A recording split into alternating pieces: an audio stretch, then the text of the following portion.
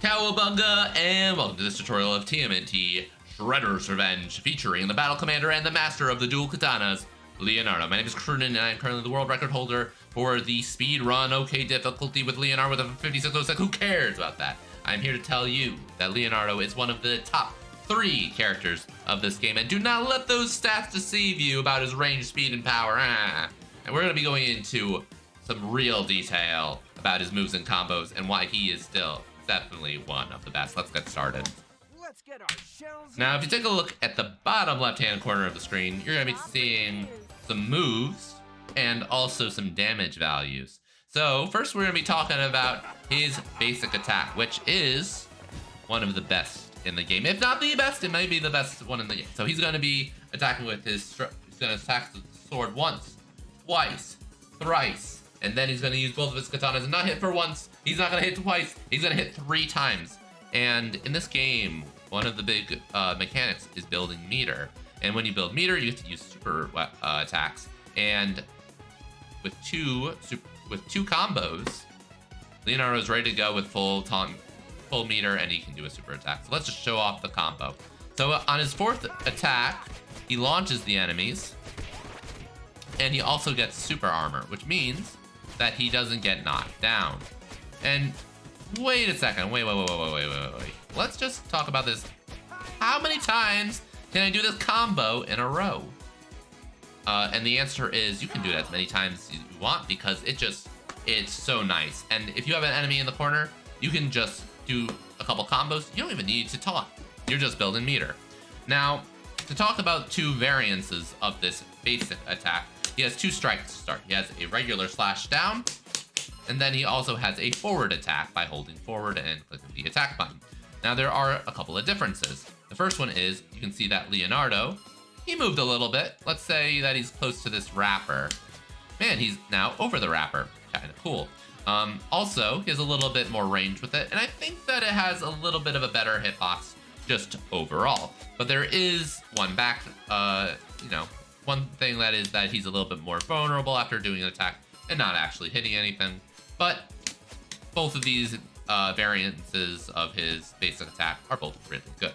Now, let's just show it off.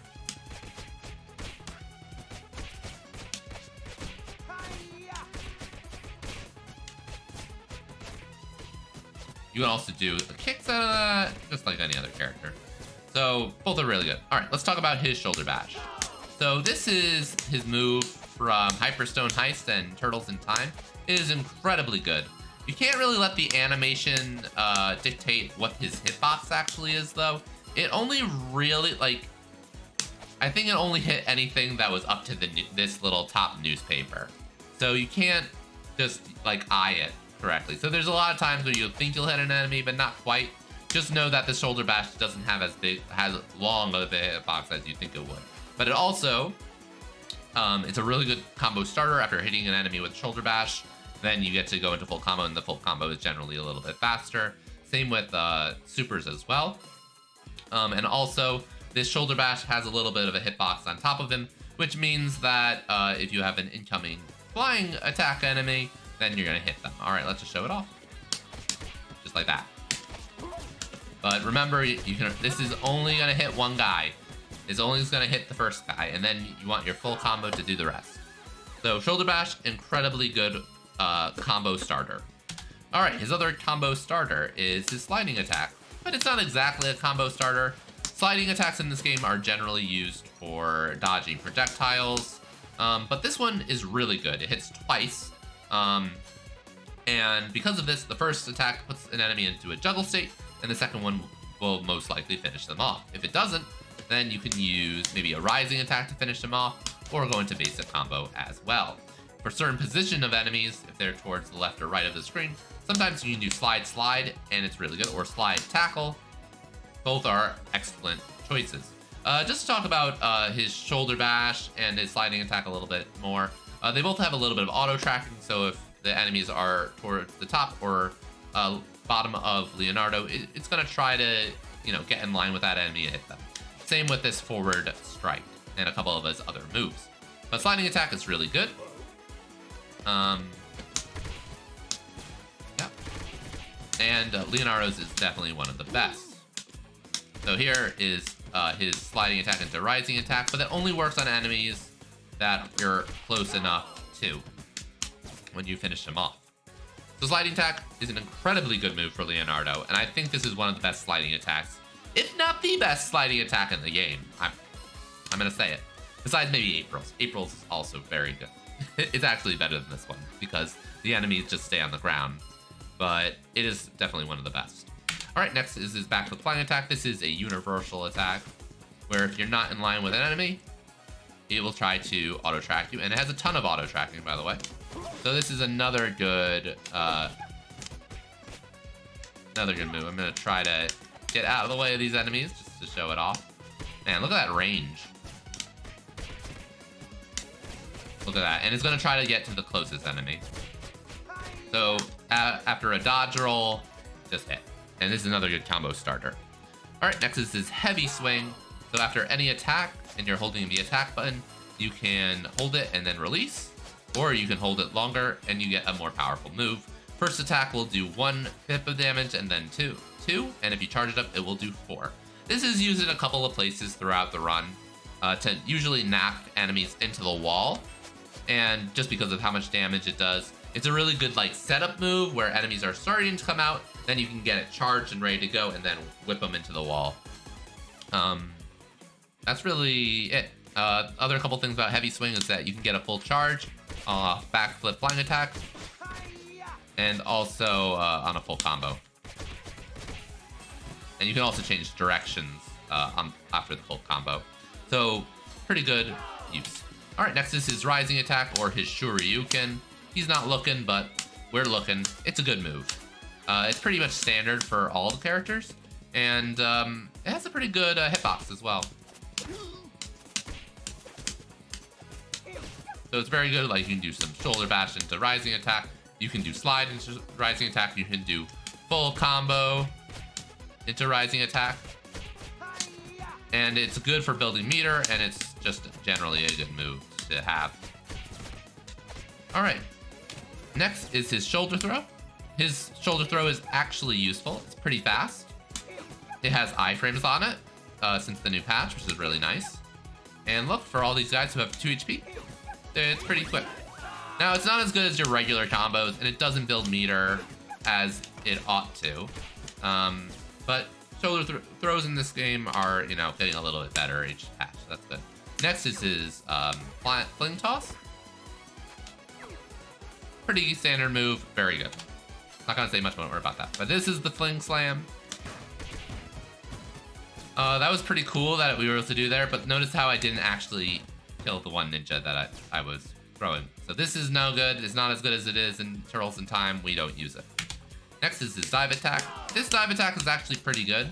So against the enemies in like episode 3 that are flying, that if you do a rising attack, they're gonna stay on the screen a long time, and the screen is not gonna scroll, and you're not gonna see the enemies come out as quickly as you would want them to.